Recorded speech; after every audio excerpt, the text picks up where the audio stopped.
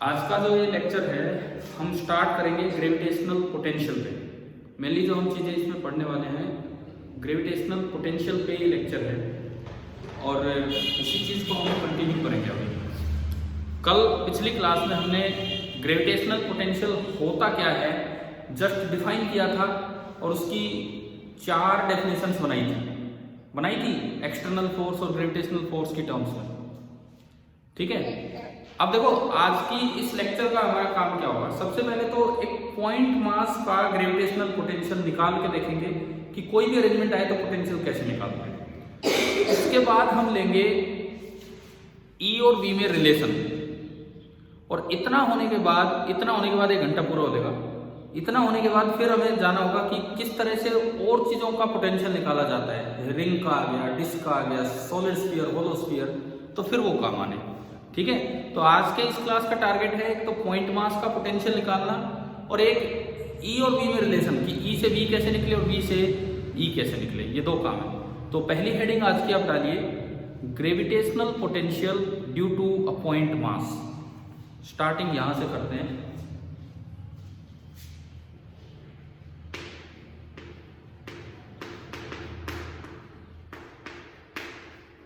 Gravitational potential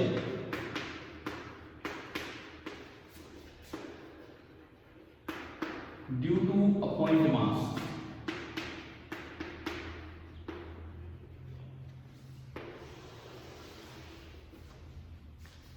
देखो ये source मास है पॉइंट मास, उसका फील्ड है तो उसकी वजह से हमें पोटेंशियल निकालना है।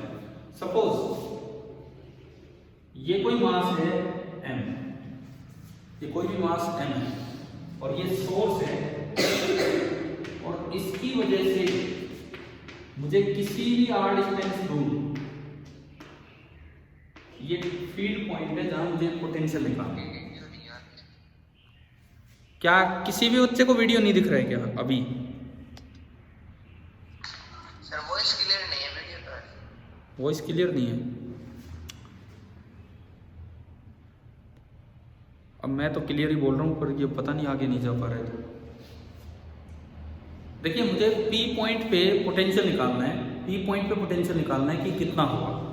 देखते हैं कैसे। कल हमने एक डेफिनेशन यूज की थी, डेफिनेशन लिखी थी, उनमें से ही एक डेफिनेशन का यूज करके निकालेंगे। तो जब भी ये निकालें तो शुरू में अपना जीरो लेवल बताना होगा। Zero level let V at infinity पे V हमने मान लिया 0 है। यह हमारा जीरो लेवल है कि V एट इंफिनिटी इज 0। ठीक है, अब देखो आप इंफिनिटी पे पहुंच जाओ। सपोज ये पॉइंट है इंफिनिटी और मुझे इंफिनिटी से लेके चलना है। तो कल 4 डेफिनेशंस लिखी थी, उनमें जो फर्स्ट डेफिनेशन थी उसमें हमने ये पढ़ा था कि आप इंफिनिटी से एक स्मॉल चार्ज को लेके चलो, स्मॉल मास को लेके चलो, उसको धीरे धीरे यहां तक लाने में एक्सटर्नल फोर्स का जो वर्क होगा पर यूनिट मास, वही क्या होगा यहाँ का पोटेंशियल। ये हमने पढ़ा था। तो हम क्या करें, हम किसी भी स्मॉल एम मास को, ये कैपिटल एम है सोर्स मास और ये स्मॉल एम, ये मैंने माना है कि ये क्या है टेस्ट मास। कैपिटल एम है source mass and small M है टेस्ट मास। किसी भी स्मॉल एम मास को मैं यहां से यहां धीरे धीरे लेके आऊंगा। अब धीरे धीरे लाने का तरीका सुनो। जब मैं बीच में कहीं पहुंच चुका, कोई भी एक जनरल पोजीशन मैंने मानी, यहां से x डिस्टेंस दूर, इस समय इस पे सोर्स जो है वो फोर्स अट्रैक्टिव लगा रहा होगा कि रिपल्सिव। सोर्स जो है वो कैपिटल एम इस समय स्मॉल एम पे फोर्स अट्रैक्टिव लगाएगा कि रिपल्सिव लगाएगा, बताओ। Gravitational force is always attractive. तो कैपिटल एम स्मॉल एम को अपनी तरफ अट्रैक्ट करेगा and this force is F gravitational. और न्यूटन्स लॉ के अकॉर्डिंग वो होगा capital G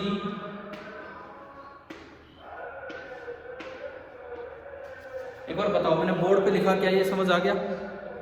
capital G capital M small m upon x²। ठीक है, अब स्लोली लाने का तरीका क्या होता है, कल हमने डिस्कस किया था। अगर स्लोली लाना है तो उसका तरीका क्या होता है? धीरे धीरे लाने का तरीका क्या होता है? हाँ, एफ नेट कितना बना दो? 0। तो जितना जितना यहाँ पे ग्रेविटेशनल फोर्स लग रहा है अपोजिट डायरेक्शन में उतना ही आप क्या लगा दो? एफ एक्सटर्नल सेम इतने ही मैग्नीट्यूड का G capital M small M upon X square, ताकि नेट फोर्स इस पे कितना रहे?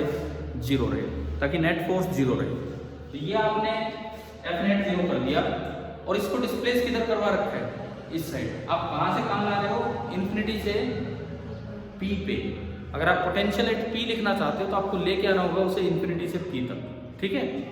तो मुझे वर्क निकालना है, मतलब वी एट पी मैं अगर पहले डेफिनेशन से चलूं, work done by the external force from infinity to P with the condition slowly. लेकिन ये तो एम मास को लाने का वर्क है, यूनिट मास को लाने का वर्क क्या होगा? Divide by small M. ये है, तो मुझे ये वर्क चाहिए, मुझे वर्क चाहिए। वर्क आ गया तो मैं एम से डिवाइड कर दूंगा। अब ये वर्क कहाँ से लेके आए, कैसे लेके आए? ये वर्क के 2 फॉर्मूले होते हैं। अगर फोर्स कांस्टेंट लग रहा हो तो वर्क सीधा आ जाता है एफ डॉट एस, और अगर फोर्स वेरिएबल हो तो वर्क निकालने का तरीका होता है integral F dot D S. सभी को पता है ना ये बात? Yes sir. तो अभी मुझे ये बताओ, यहां से अगर मैं देखूं ये फोर्स वेरिएबल है कि कांस्टेंट है? एक्सटर्नल फोर्स क्या है? वेरिएबल है। क्यों? क्योंकि इसमें वेरिएबल कौन आ गया? एक्स। जैसे जैसे आप पास लाओगे एक्स चेंज होगा, और बल्कि मैं कहूँ एक्स की वैल्यूज तो शुरू में। हाँ जी बोलिए। ठीक है ठीक है ठीक है। देखिए एक्स इनिशियल आपका है इनफाइनाइट, एक्स इनिशियल आपका है इनफाइनाइट। यहां से आप चले हो, कहां तक आना आपको? पी पॉइंट तक। यहां पे एक्स फाइनल कितना होगा? एक्स फाइनल कितना होगा आपका? आर होगा। ठीक है, क्या लिमिट समझ आ रही है? ठीक है। अब देखो ये फोर्स वेरिएबल है तो इसका वर्क निकालने का तरीका है, क्योंकि ये एक्स पे डिपेंड कर रहा है, एक्स वेरिएबल है, तो इसका वर्क निकालने का तरीका होगा W external integral F external dot DS. यार किसने बाहर नॉइज पोल्यूशन कर रखा है इतना? किस चीज की घोषणा हो रही है पता नहीं। देखो W external is equal to integral F external dot ds. अब डीएस कैसे बनाए वो देखिए। आप इधर थोड़ा सा इधर आओ, थोड़ा सा इधर, और उस डिस्प्लेसमेंट को हम बोलेंगे कि ये डिस्प्लेसमेंट क्या है आपका? डीएस। ये डीएस है। तो एक्स थोड़ा चेंज हो गया होगा। अब मुझे बताओ ये एक्स में क्या लिखूं? एक्स प्लस डी एक्स या एक्स माइनस डी एक्स?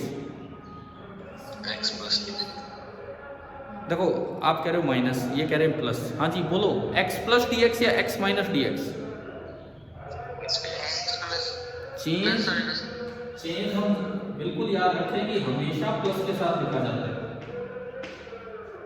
लेकिन क्योंकि एक्स कम हो रहा है तो डी एक्स पॉजिटिव है या negative? Negative. D x is negative. अब अगर मैं इस समय मोड डी एस की बात करूं, मोड डी एस बड़े में से छोटा घटा दो, बड़ा तो है एक्स, एक्स में से आप ये छोटा घटा दो, x plus D x. X से एक्स कट गया तो यह है माइनस डी एक्स। अब आप ये बताओ, ये माइनस डी एक्स आया है तो ये पॉजिटिव आया है कि नेगेटिव? पॉजिटिव। मैग्नीट्यूड तो कभी नेगेटिव हो ही नहीं सकता किसी भी वेक्टर का, और वैसे भी डी एक्स नेगेटिव होगा क्योंकि ये छोटा है। तो इसका मतलब ये माइनस डी एक्स जो आया है ये नेगेटिव नहीं, बल्कि ये कैसी वैल्यू आई है? पॉजिटिव। माइनस डी एक्स जो आया है ये नेगेटिव नहीं आया बल्कि ये पॉजिटिव आया। ठीक है। अगली चीज, अब इसको आगे लेके बढ़ना है। डॉट प्रोडक्ट कैसे खोलते हैं हम? डॉट प्रोडक्ट एक का मैग्नीट्यूड इंटू दूसरे का magnitude into cos of angle between both. पता है नहीं हमें, डॉट प्रोडक्ट खोलना आता है सभी को। तो अब मैं इसको आगे कंटिन्यू करूँ, डब्ल्यू एक्सटर्नल को मैं आगे कंटिन्यू, ये कुछ नोट कर लिया होगा ना साथ साथ, ठीक है। अब मैं डब्ल्यू एक्सटर्नल को आगे बढ़ाता हूँ, देखते हैं काम।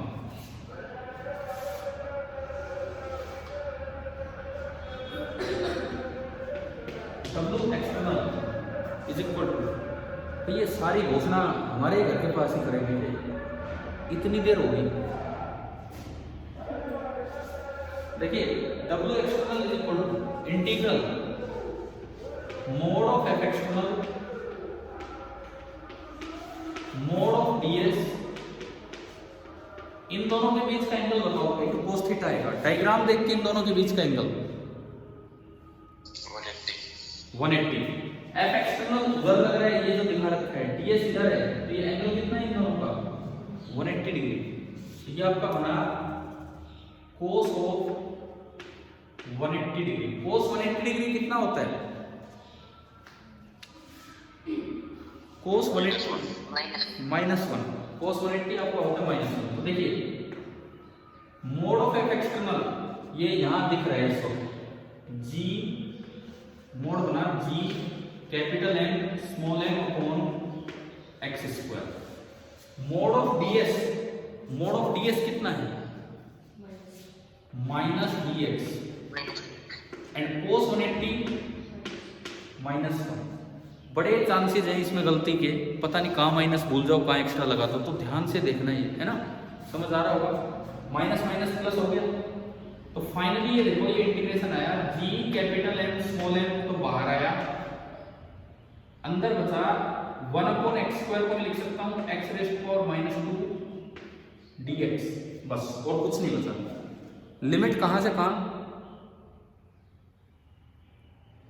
लिमिट कहाँ से कहाँ, x की लिमिट हमने पहले ही दिखाई डायग्राम में।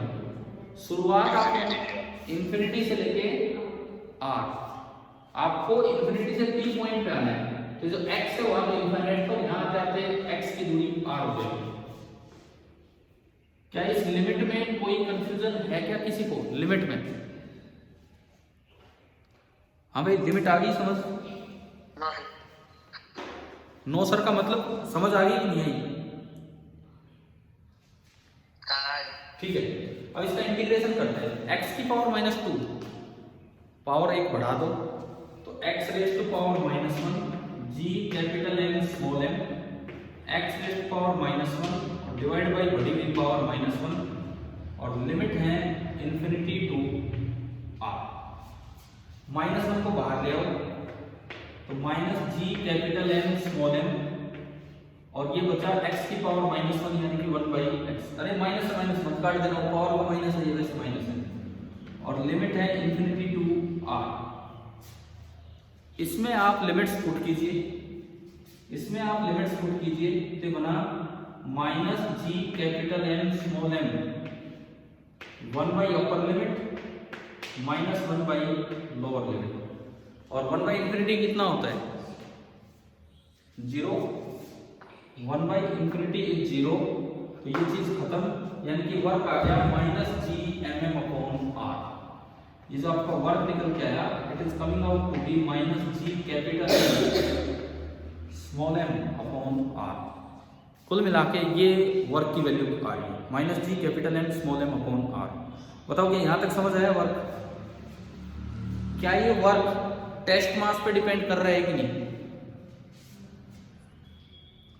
क्या ये वर्क टेस्ट मास पे डिपेंड कर रहा है या नहीं कर रहा है? Yes sir. बिल्कुल कर रहा है, लेकिन पोटेंशियल नहीं करेगा, क्योंकि उसमें नीचे क्या आ रहा है? Divide by m। मैं अगर इस डेफिनेशन पे आऊं, तो अब मैं इसको यूज करूं तो पोटेंशियल एट पॉइंट P, ये जो वर्क आया ये आया -g capital M small m upon r, और डिवाइडेड बाई स्मॉल m से स्मॉल m कट गया, और potential due to point mass का फॉर्मूला आ गया -g capital M upon r। ये आपका फॉर्मूला आ गया, minus G capital M small M, ना स्मॉल एम कट गया, minus G capital M upon R. This is the potential due to a point mass M at any place. क्या ये समझ आ गया?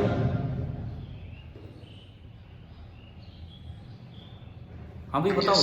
अब बताओ, एक क्वेश्चन लिखो आप, एक क्वेश्चन लिखिए, कैन द पोटेंशियल, अब यहां अगर मैं पोटेंशियल की बात कर रहा हूं मतलब ग्रेविटेशनल पोटेंशियल, समझ गए ये चीज, मतलब हम ग्रेविटेशनल पोटेंशियल की बात कर रहे हैं। तो can the potential due to point mass, can the potential due to point mass be positive at a place, be positive at a place, इस बात का आप जवाब दीजिए।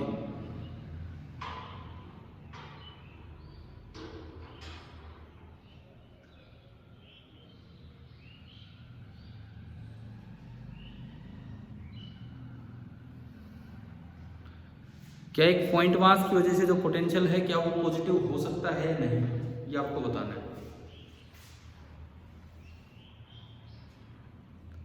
भाई क्या मास नेगेटिव होता है क्या कभी भी प्रैक्टिकली? नो सर, नहीं होता। डिस्टेंस कभी नेगेटिव नहीं होती, और फॉर्मूले में आ रहा है माइनस, ये बाकी आगे वाला सारा पॉजिटिव। तो बताओ क्या पोटेंशियल कभी नेगेटिव हो सकता है ना कभी पॉजिटिव हो सकता है नहीं? No sir. आंसर लिखो यस। अब ये कैसे हो गया? ये फॉर्मूला तब है, ये फॉर्मूला तब है जब आपने जीरो लेवल कहां माना है? इन्फिनिटी पे। ये फॉर्मूला तब है जब आपने जीरो लेवल माना है इन्फिनिटी पे। अब सपोज इन्फिनिटी पे पोटेंशियल है जीरो और यहां है -1, -1 जूल पर किलोग्राम। अगर मैं जीरो लेवल चेंज कर दूं, अगर मैं जीरो लेवल चेंज कर दूं, देखो अभी आपको समझाता हूं पॉइंट क्या है। मिटा दूं यार, ये डायग्राम हो गया हो।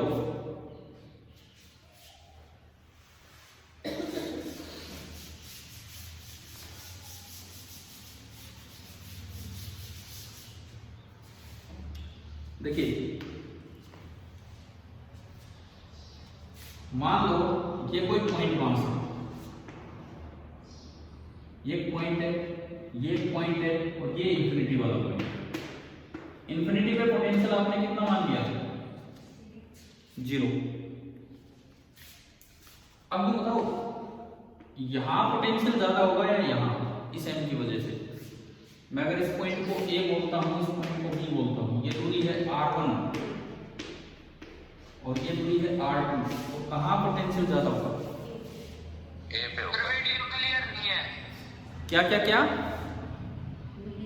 वीडियो क्लियर नहीं आ रही। नहीं, क्लियर नेट की वजह से नहीं आ रही है, वैसे रिफ्लेक्शन वगैरह है नेट की वजह से तो यार वो तो ब्लर है। भाई जिस किसी को भी वीडियो में प्रॉब्लम हो रही है वो या तो फिर बाद में अटेंड करे, और तो क्या कर सकते हैं। ठीक है, देखो अब सुनो इधर,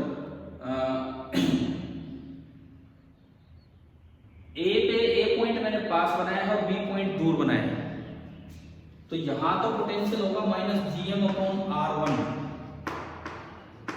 और यहां होगा -gm/r2।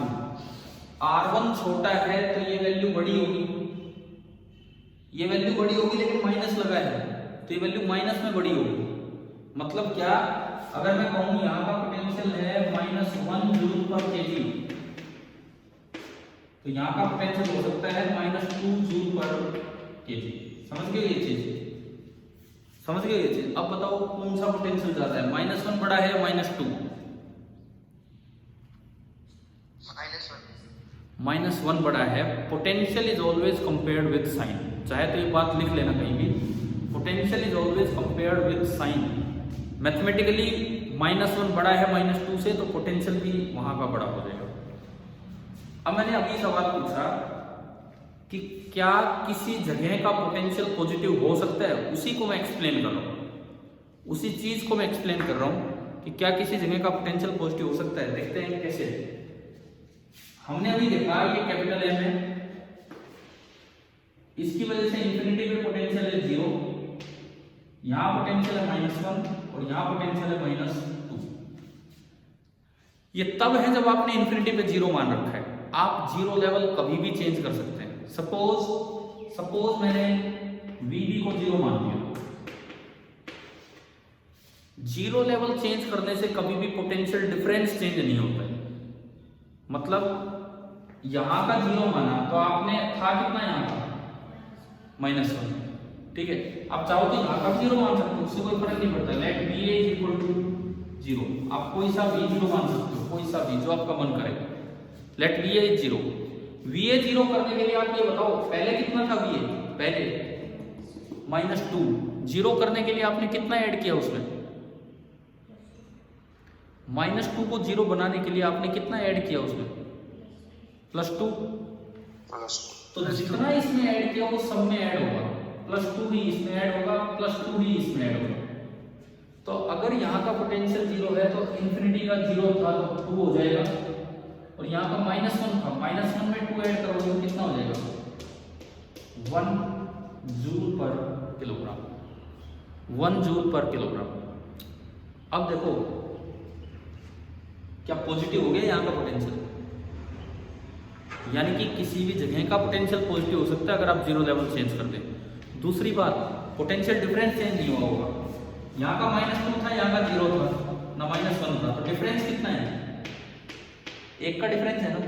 अभी भी डिफरेंस कितना है, 1 का ही है। यानी कि 0 लेवल चेंज करने से, पोटेंशियल का 0 लेवल चेंज करने से कभी भी पोटेंशियल डिफरेंस चेंज नहीं होता है 2 पॉइंट्स के बीच का। क्या ये पॉइंट समझ आया आपको, क्लियर है कि कोई डाउट है इसमें, बताओ।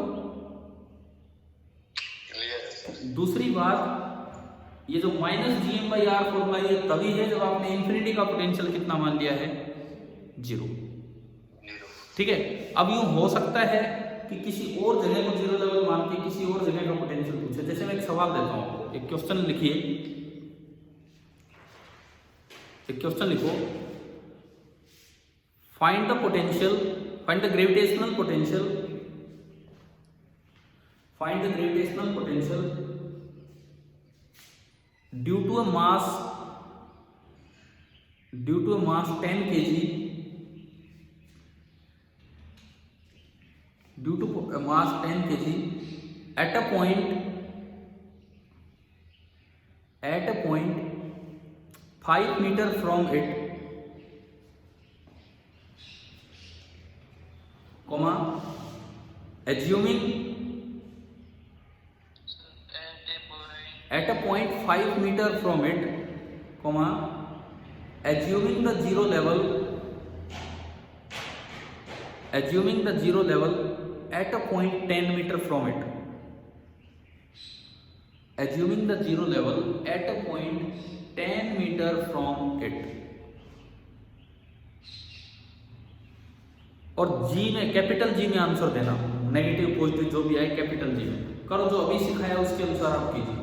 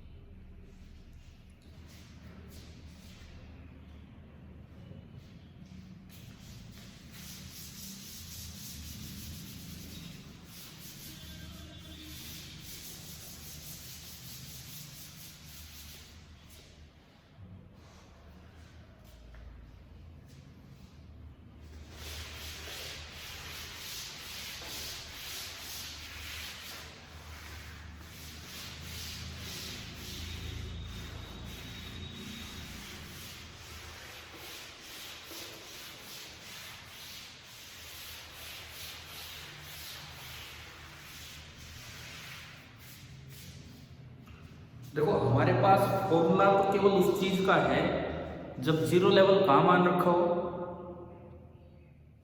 इन्फिनिटी पे, ठीक है। तो ऐसे सवालों को कैसे करना होता है वो देखिए आप।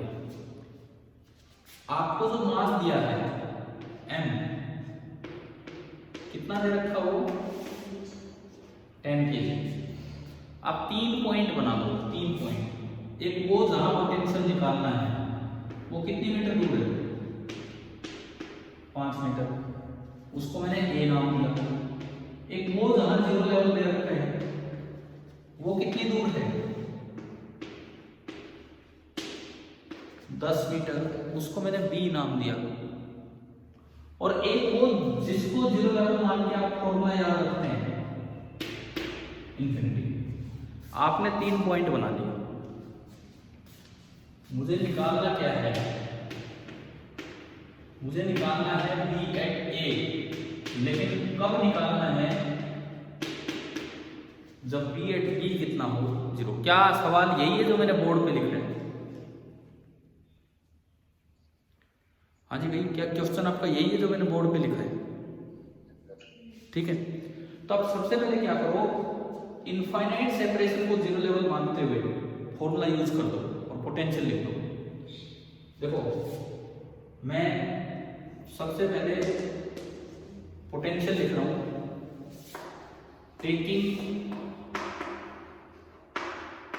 We at infinity to be 0, क्योंकि फॉर्मूला आप उसी का जानते हैं।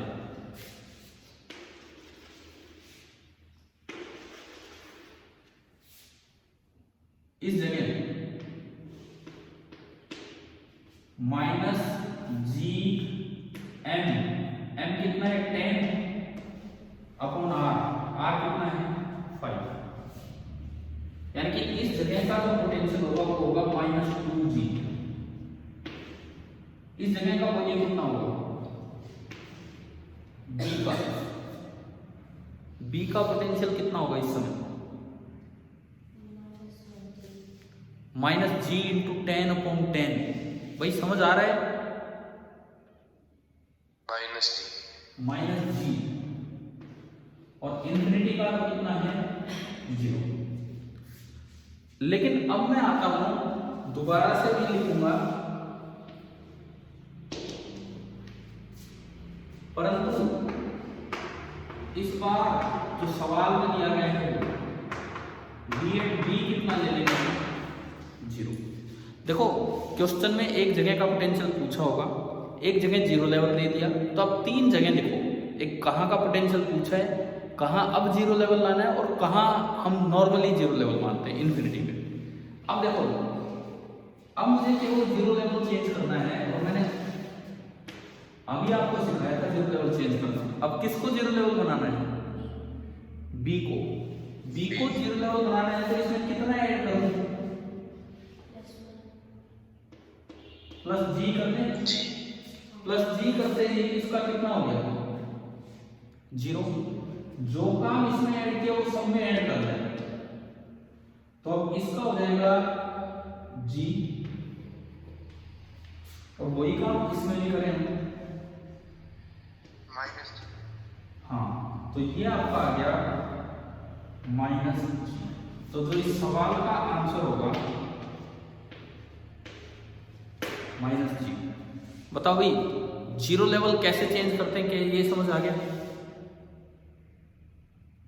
ठीक है, ठीक है। अब जिस तरह से हमने कभी फील्ड इंटेंसिटी पढ़ी होंगी, पॉइंट मास के बाद रिंग की, डिस्क की, स्ट्रेट वायर की, सेल की, सॉलिड स्फीयर की, उसी तरह के पोटेंशियल के भी फॉर्मूले आएंगे। लेकिन उन चीजों पे जाने से पहले अब हम ये सीखें कि ई से वी कैसे निकालते हैं, क्योंकि हमारे पास ई के एक्सप्रेशन है, दोबारा इतना काम क्यों करें, उन्हीं से आ जाए। या वी से ई कैसे, तो अगला काम है इन दोनों के बीच का रिलेशन। तो पहले ये बताओ, क्या ये टॉपिक यहां तक समझ आ गया? ठीक है। देखो अगर आवाज, पता है थोड़ा रूम बड़ा है और खाली है, तो इसलिए हो सकता है कि आवाज गूंजती है मेरी यहाँ पे, तो मैं भी इतना क्लियर ना भी आ पा रही हूँ। लेकिन नेटवर्क की वजह से कोई दिक्कत हो तो वो तो हम नहीं कह सकते कुछ भी। तो अगला जो काम है, relation between E and V. E के ऊपर वेक्टर साइन लगाना, वी पे नहीं। नेक्स्ट टॉपिक हमारा ये है।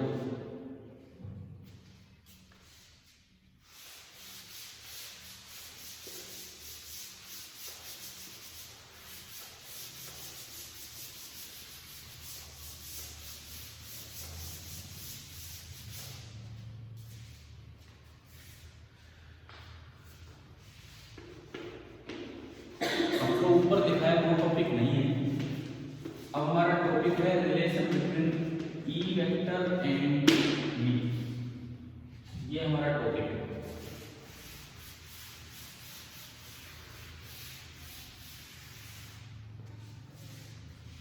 देखो क्या रिलेशन होगा, मतलब दो बातें सीखनी है। ई दे रखा हो तो वी कैसे निकालें, और वी दे रखा हो तो ई कैसे निकालें।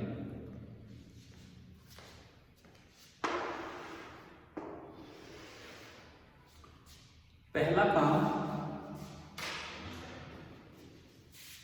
सबसे पहला काम है कि सपोज आपको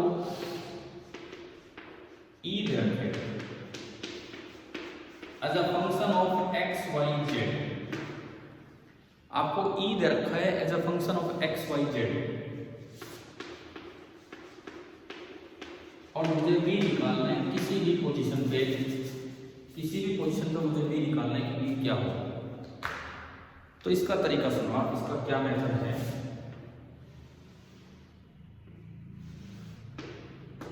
ये एक्स एक्सिस, ये वाई एक्सिस, ये जेड एक्सिस। ये कोई भी एक पोजीशन है जिसका पोजीशन वेक्टर मैं कहता हूं आर है। कोई भी एक पोजीशन है जिसका पोजीशन वेक्टर है आर। सपोज यहां का पोटेंशियल है V, मैंने माना कि यहां का पोटेंशियल है V।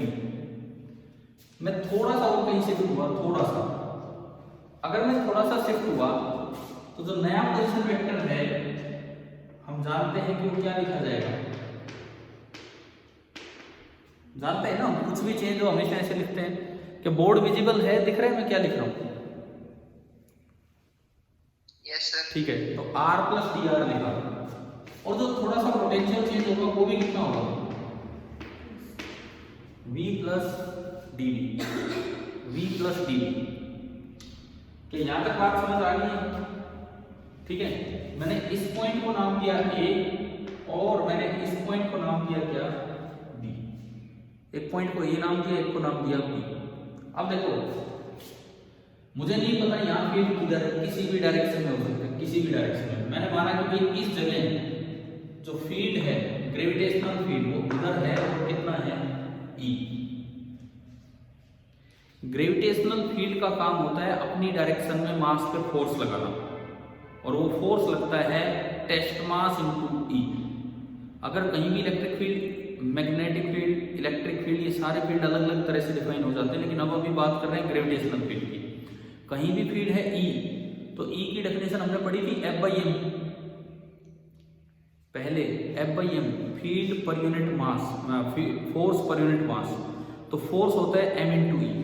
मतलब अगर मैं किसी भी टेस्ट मास को यहां से उठा के इधर ले गया, जरा सा मैंने डिस्प्लेस किया, तो उस पर ग्रेविटेशनल फोर्स लग रहा होगा फील्ड की डायरेक्शन में। उस पर एक ग्रेविटेशनल फोर्स लग रहा होगा फील्ड की डायरेक्शन में, और कितना लग रहा होगा, कितना लग रहा होगा वो m इंटू ई। लिखने की जगह नहीं है यहाँ, मैंने बस एरो लगा दिया है। समझ आ रहा है क्या लिखा हमने? हाँ जी भाई बताओ, समझ आ रहा है? यहां से यहां उस पर ग्रेविटेशनल फोर्स लगा होगा इधर की तरफ। अब देखो इसमें और इसमें पोटेंशियल चेंज कितना हुआ, dV। यहां से यहां ले जाने में जो पोटेंशियल चेंज हुआ है dV का हुआ है। तो अगर मैं इसको जीरो लेवल मान लूं बाई चांस, तो इसको जीरो लेवल मानने के लिए इसमें से क्या घटाना होगा, V। अगर मैं इसको जीरो लेवल मान लूं A को, तो A को जीरो बनाने के लिए यहाँ पोटेंशियल V है, तो कितना घटाना होगा, V घटाना होगा, तो वो V उसमें भी घटेगा। मतलब अगर यहाँ का पोटेंशियल V है तो यहाँ का V प्लस dV है, लेकिन अगर यहाँ का जीरो है तो यहाँ का जीरो है तो यहाँ कितना हो जाएगा, dV हो जाएगा। क्या ये बात समझ में आ रही है? मतलब अगर मैं इसको जीरो मान लूं तो यहाँ का पोटेंशियल है dV, और किसी भी जगह के पोटेंशियल का फॉर्मूला था work done by external force in bringing a point mass from zero level to that position. Work done by external force in bringing a point mass from zero level to that position. ठीक है, और external force कितना लगाना होता है, जितना कि gravitational force होता है उतना ही अपोजिट डायरेक्शन में। तो देखो ग्रेविटेशनल फोर्स का एरो हमने बनाया उधर, एक्सटर्नल फोर्स का एरो बनेगा पीछे की तरफ, ठीक है। यानी कि जो F एक्सटर्नल होगा, F external that is negative of F gravitational, और उसको लिख सकता हूँ F ग्रेविटेशनल होता है टेस्ट मास इनटू E, ये आपको हो गया M इंटू E, तो उसका हो गया नेगेटिव, ठीक है। अब देखो if VA is B then BB is B plus BB, इसका ये मतलब है कि अगर मैं A को 0 लेवल बना दूं तो इसमें से B घटाया होगा, तो जो आपका BB होगा वो ओनली कितना बचेगा, DB बचेगा। अभी मैंने ये बात बताई थी, VB ओनली बचेगा DB। और आप देखो BB की डेफिनेशन क्या होती है, किसी भी पॉइंट P की डेफिनेशन होती है work done by external force in bringing the mass from infinity नहीं फ्रॉम 0 लेवल। और फिलहाल 0 लेवल कौन बना दिया आपने, फिलहाल 0 लेवल कौन बना दिया, A to B slowly divided by M। क्या ये बात समझ आ गई है, क्या बताओ, क्या ये पॉइंट समझ आया है मैंने क्या लिखा है, वो इन्फिनिटी नहीं आया तो मैं दोबारा रिपीट करता हूँ, बोलिए एक बार। आ गया, ठीक है। अब देखिए VB फिलहाल कितना है DB, W एक्सटर्नल ये है, इंटीग्रेशन करना ही नहीं, अब जरा सा चले तो इंटीग्रेशन नहीं करना। W एक्सटर्नल इससे निकलेगा, W एक्सटर्नल इससे निकलेगा F एक्सटर्नल से, तो इस W एक्सटर्नल को मैं लिख सकता हूं F external dot ds and divided by M। और फिलहाल जो ds है मैं उसको dr लिख सकता हूं। इधर ध्यान दो आप, ट्रायंगल ऑफ वेक्टर एडिशन लगाओ, ट्रायंगल ऑफ वेक्टर एडिशन, इसका और इसका सम ये तीसरा बनेगा, और ये जो डिस्प्लेसमेंट हुआ है, ये जो डिस्प्लेसमेंट हुआ है यहां से यहां, यही तो हमारा ds है, यही तो ds है यहां से यहां। तो अगर मैं ट्रायंगल लो लगाऊं तो vector r plus ds is r plus dr, तो r से r कट गया तो ds को मैं क्या लिख सकता हूं, dr लिख सकता हूं, और f एक्सटर्नल को लिख सकता हूं माइनस fe। तो इसको मैं अगर आगे बढ़ाऊं तो dv इज इक्वल टू, अब देखो minus me dot ds is an dr और डिवाइडेड बाय m से कट गया, तो मेरे पास एक रिलेशन आ गया, बहुत काम का रिलेशन है, dv इज इक्वल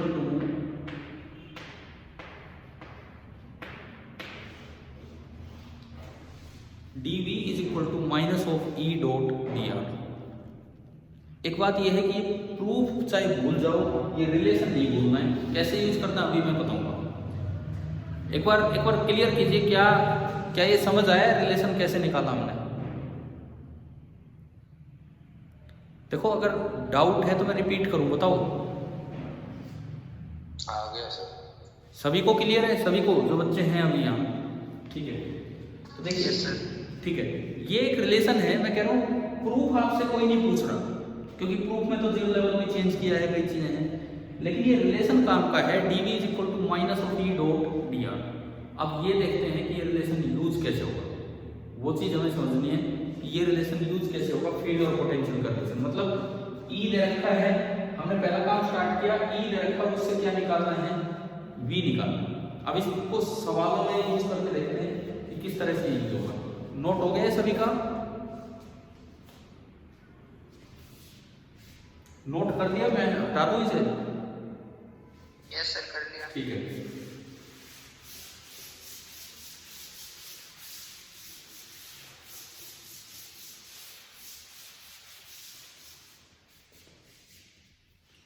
देखो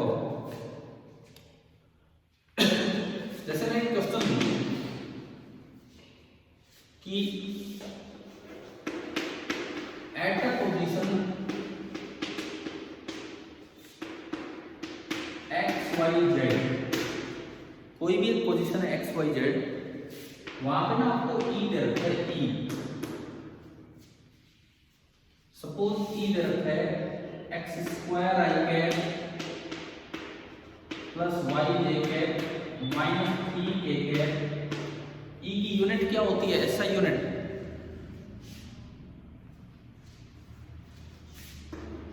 न्यूटन वर्ग केजी, ये है ई की एसआई यूनिट। याद आ गया होगा, फोर्स अपॉन मास। ये आपको गिवन है। Find potential at position 1 metre 0 3 metre if v at infinity is. देखो, अगर और कहीं भी 0 दिया जाए तो कैसे निकालना होता है वो अभी सिखाया मैंने आपको। अगर और कहीं भी 0 दिया जाए तो कैसे निकालना वो भी बता दिया है। और लो चलो और कहीं देते हैं, v एट इंफिनिटी छोड़ो। अब मैं इसमें ये बताऊंगा, दोनों तरीके से जाने की जरूरत है। इफ v एट 0, 1, 0 सपोज ऐसे आ गया, ये क्वेश्चन आ गया, v एट इंफिनिटी नहीं, v यहां पे 0 दे दी। तो करवाऊं, मैं करवाता हूं ये सवाल। देखिए, आपको e दे रखा है, ई दे रखा और आपको वी निकालना। अभी अभी रिलेशन पढ़ा, क्या रिलेशन है? dv is equal to minus E dot d r. तो अब तरीका देखते हैं कि कैसे ये चीज यहाँ यूज करें। देखिए, सबसे पहली बात,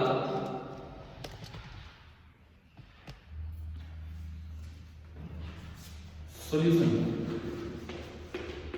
आप ई का एक्सप्रेशन लिखो। देखो, गलती से भी ई में पॉइंट मत पुट करना, फिर कुछ नहीं हो पाएगा। फिर तो आपने ये कोई कांस्टेंट वैल्यू ले ली, वो नहीं करना। पहले आप एक्सप्रेशन बनाएंगे। ई का एक्सप्रेशन क्या दिया गया है? एक्स स्क्वायर आई cap plus y j cap minus 3 k cap. ई का ये एक्सप्रेशन हो गया। उसके बाद देखो डी आर। अब सुनो, डी आर एक जनरल डिस्प्लेसमेंट है, उसको हमेशा ये लिख देना है कि थोड़ा एक्स में, थोड़ा वाई में और थोड़ा जेड में। हमेशा डी आर को ये लिख लेना है, डी एक्स आई cap plus D Y j cap plus D Z के कैप। उसके बाद आप इन दोनों का करेंगे डॉट प्रोडक्ट।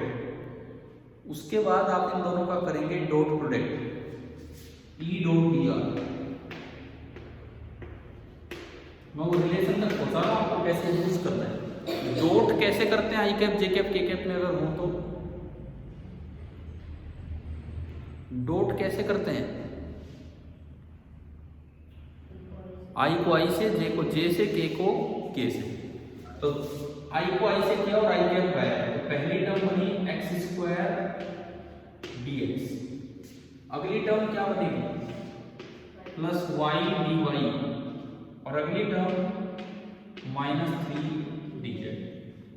मेरे पास ई डॉट डी आर आ गया एक्स वाई जेड में। तो dv कितना होगा? dv भाई डॉट प्रोडक्ट में कोई दिक्कत किसी को? कैसे किया है? आ गया, सभी को समझ आ गया। अब मैं यहां से dv लिखूं,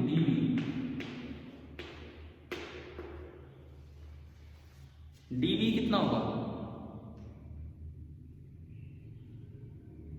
dv अभी अभी पढ़ा, क्या फॉर्मूला है?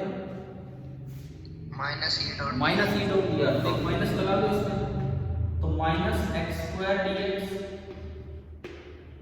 Minus y d y and plus 3 d z. ये आपका हो गया dv। ठीक है, अब कुछ नहीं करना होता, सीधा इंटीग्रेट कर दो, लेकिन विदाउट लिमिट करना और लास्ट में कांस्टेंट ऑफ इंटीग्रेशन ऐड कर देना जो 0 लेवल से डिसाइड होगा। ठीक है, इंटीग्रेटिंग बोथ द साइड्स। तो ये तो आपका v हुआ। पहली टर्म का इंटीग्रेशन बताओ क्या होगा? आप लिख लेना integrating both sides. X square dx का इंटीग्रेशन क्या होगा? हाँ, x cube by 3। Y d y का इंटीग्रेशन क्या होगा? Y square by 2। और 3 डी जेड का इंटीग्रेशन क्या होगा? बोलो, 3 डी जेड का इंटीग्रेशन 3 तो बाहर आएगा और इंटीग्रल dz क्या होगा, z, लेकिन साथ में और क्या ऐड करना पड़ेगा, c। देखो आपने कुछ दिन पहले वो इलास्टिसिटी का प्रोसेस चला रहे थे, बेंडिंग ऑफ बीम्स पढ़ा था, तो क्या उसमें वो हर बार c ऐड नहीं करके चलते थे, है ना? Yes, sir. वही काम है। तो प्लस यहाँ पे, अब यहाँ 2 नहीं है तो एक ही c लिख दो, c, क्योंकि 2 बार इंटीग्रेशन होता थी। इतना हो गया। इसके बाद एक ही तरीका है जीरो लेवल का है, इसके बाद एक ही तरीका है जीरो लेवल का है, उससे c निकलेगा। क्या दिया है सवाल में आपको, इसको इक्वेशन नंबर 1 डाल दो। अब क्वेश्चन में क्या दिया है, v at 0 1 0 is 0। इसका इस्तेमाल कीजिए, इसमें x की जगह 0 रखा, y की जगह 1, z की जगह 0 रखने पे v 0 है। v at 0 1 0 this is 0। मैंने इसका यूज किया, इसका यूज किया तो दिस इज v की जगह 0 बराबर x की जगह 0 तो पहली टर्म 0 होगी, y की जगह 1 दूसरी टर्म -1/2 होगी, z की जगह 0 दूसरी टर्म 0 होगी और प्लस c। तो आप बताओ क्या c निकल के आ गया यहाँ से? Yes sir. c कितना आया? c आपका आया कितना? 1/2। ठीक है, इस c को वापस पुट कर दीजिए, इस c को वापस पुट कीजिए उसमें, तो आपके पास v का एक्सप्रेशन आ गया। c को आपने वापस पुट किया, तो मैं तो इसी में मिटा के कर देता हूँ, आप अपना कर देंगे। और मेरे पास v का एक्सप्रेशन आ गया और ये प्लस आया 1/2। क्या इतना समझ आ गया है? ठीक है, अब आप उस पॉइंट पे जाओ, कहाँ v निकालना है सवाल में, कहाँ v निकालना है? 103। तो अब वो उसमें पुट कर दो, तो v at 103 अब आएगा।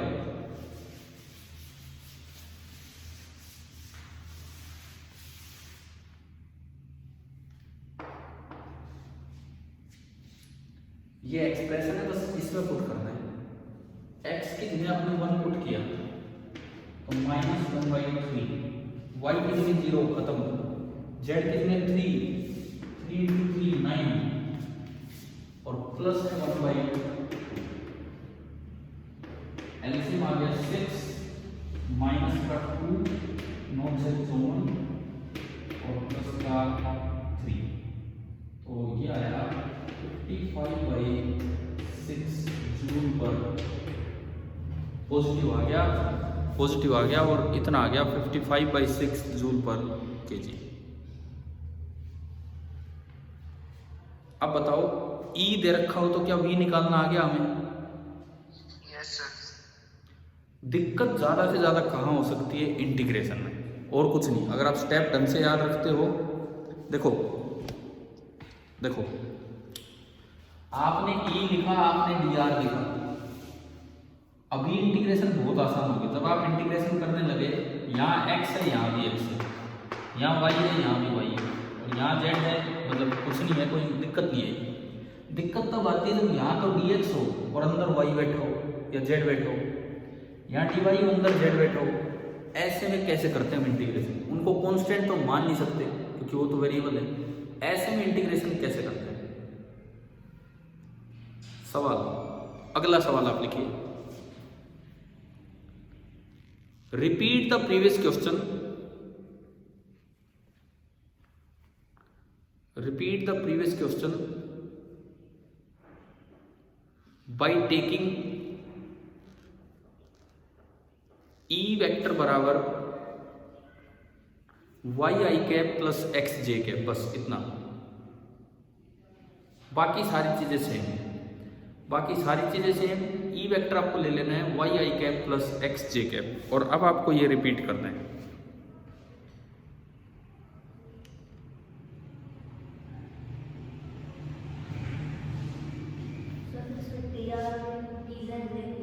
ले लो, वो तो फर्क ही नहीं पड़ रहा। देखो मैंने कहाँ बदलाव किया, मैं इसमें लिखता हूँ। ई वेक्टर में यहां दे दिया y, ई वेक्टर में यहां दे दिया x। तो अगर यहां कुछ नहीं है तो यहां हम क्या लिखेंगे, 0। सॉल्यूशन जहां से स्टार्ट हो रहा है, चेंज दिख गया, चेंज क्या हुआ है,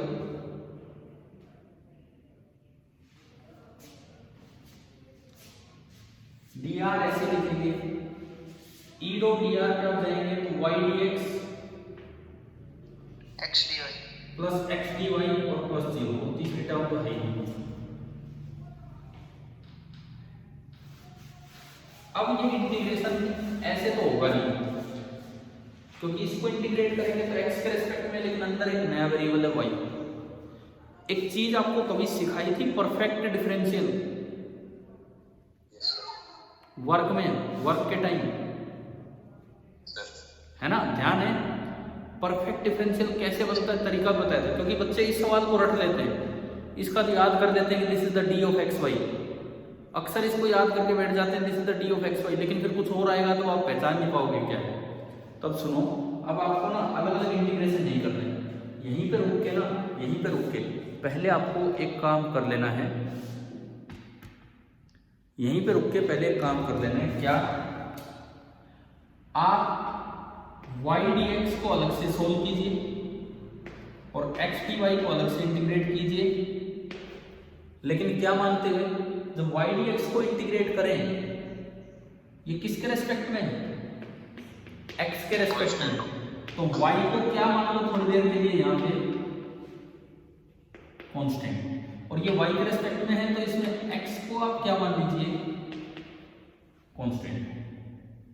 ठीक है, जब आप इसको इंटीग्रेट करेंगे, y कांस्टेंट है, बाहर आया, और इंटीग्रल dx क्या होता है, x, इसमें देखेंगे x कांस्टेंट है, बाहर आया, और इंटीग्रल dy क्या होता है,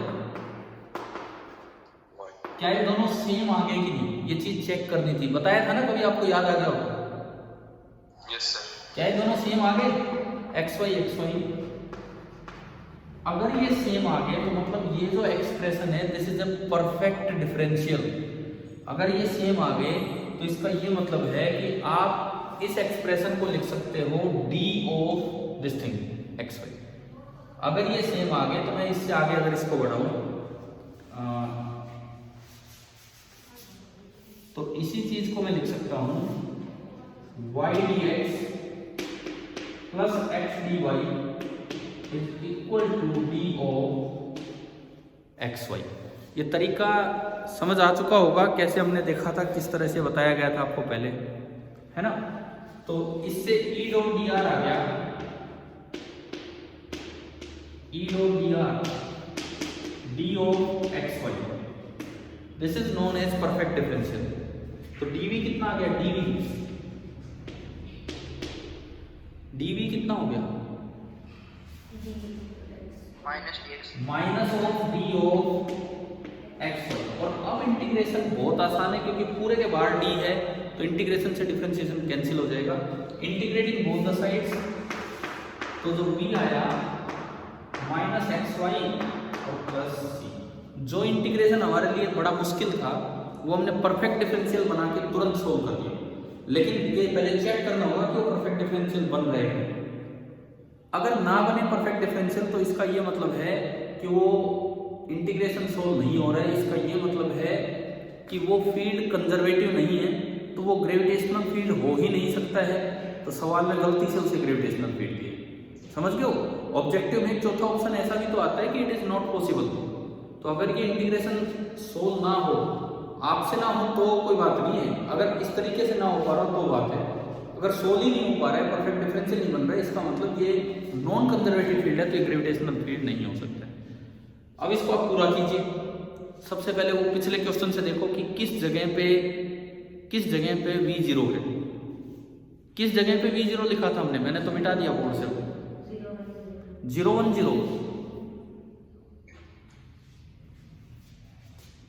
0 पे था ना, हाँ ये रहा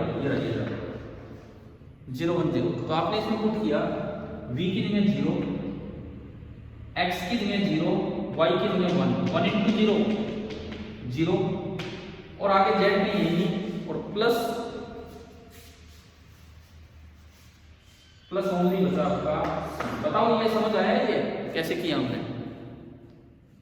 यस सर। और इसमें देखोगे तो C आपका हो गया 0